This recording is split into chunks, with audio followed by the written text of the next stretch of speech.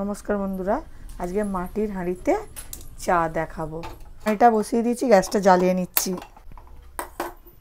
এরপর হাঁড়িতে half cup চিনি দিয়ে দিচ্ছি। লাল করে চিনিটা ভেজে নেব। চিনিটা লাল হয়ে এসছে, বেশ কিছুটা চা দিয়ে দিচ্ছি। এটাকেও ভালো করে ভেজে নেব।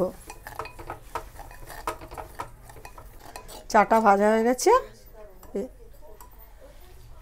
এবার দুধটা দিয়ে দেব।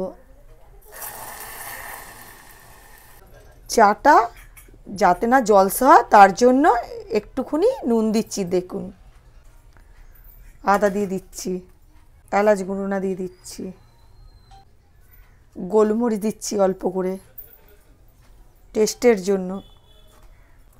চাটা হয়ে এসছে, এবার সার্ভ করব।